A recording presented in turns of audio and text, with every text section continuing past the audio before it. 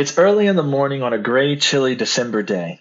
Priscilla Fambreau, a middle-aged black woman, busies herself around her kitchen, making coffee and cooking eggs on a small stove.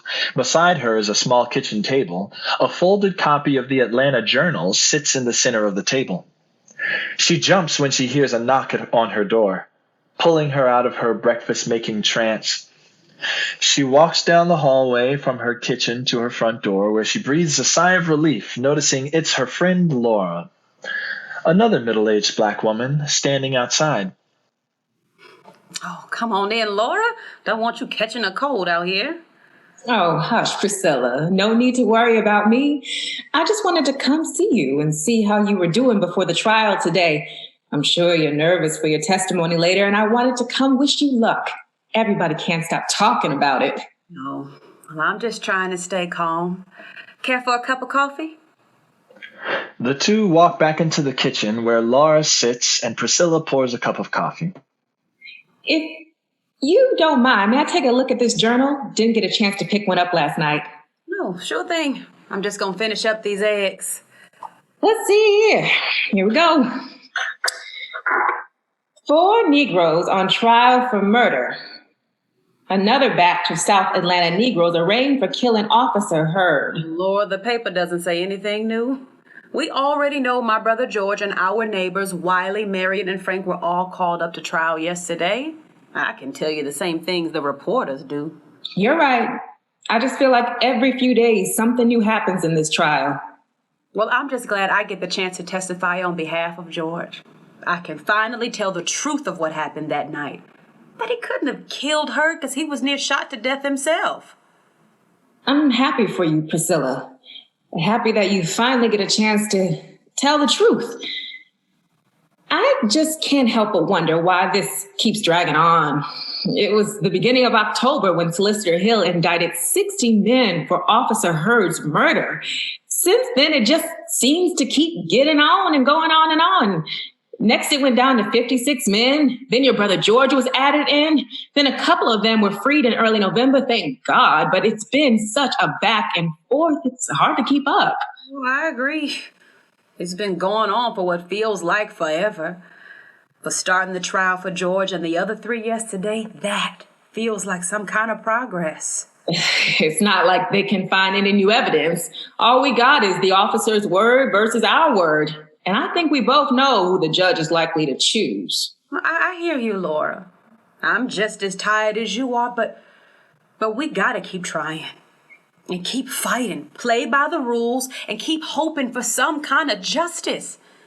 They can ignore us in the streetcars, ban us from their shops, but they can't keep us totally silent. Do you really think we can get by just by playing the rules of their game? They indicted 60 men, Priscilla. 60! That ain't playing by the rules. Those white men haven't been playing by any rules since before all the mess in September. I don't know why we keep going through all this just to get disappointed with the results. I hear you, but we just gotta keep pushing, keep fighting for something. Keep fighting for what?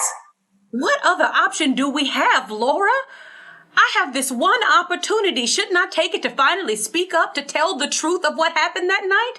I can tell the jury that Officer Jordan and those 2 white men came in and shot my brother George when he was already wounded. I, for one, am grateful for the chance to try and help my brother and my husband. You really think they're going to listen to you? I'm sorry, Priscilla. I didn't mean to come off so strong. I think these months have just been really getting to me. It's like this never-ending cycle. I'm sorry. I let the anger get the best of me. It's so easy to do that nowadays. You know I'm tired of all this, too. Tired of reading the same stories in the news. Hearing the same comments from everyone. I haven't had a good night's sleep since that night in September. Everyone gathered on our lawn, shouting, the officers yelling at us, storming through the bedroom, the gunshots. That night will haunt me for the rest of my life. My life was destroyed that weekend, and I will never get it back. I'll never get my Frank back.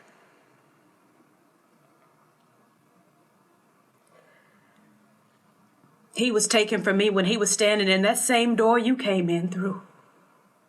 He was standing in his front door, trying to look over the neighborhood and protect me. Then he was shot. Some white man took my husband from me, and they'll never bring him justice. You know how hard it is to pass through that door? To go into the bedroom where George was? I was trying to take care of him in the bedroom and bring him some kind of peace and comfort. Then that officer burst into my house and shot him twice. How am I supposed to live here when my brother was shot here, when my husband was... I'll never get my husband back, Laura.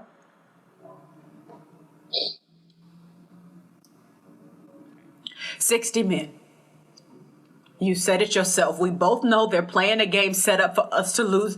But I've spent the past 3 months haunted by that night, and now my family is on trial. And I can't just sit back and let those officers win. I can at least try. Try for George. Try for Frank. You know, Frank was a witness once in a murder trial just like me. And he did such a good job testifying. I was so proud of him, too. Now it's my turn. This is my chance to get the truth out there. You're right, Priscilla. I remember that trial where Frank testified. I was proud of him too, thinking that maybe they would finally take us seriously in court. I'm sorry about earlier. It seems like since the massacre, I don't know quite how to feel.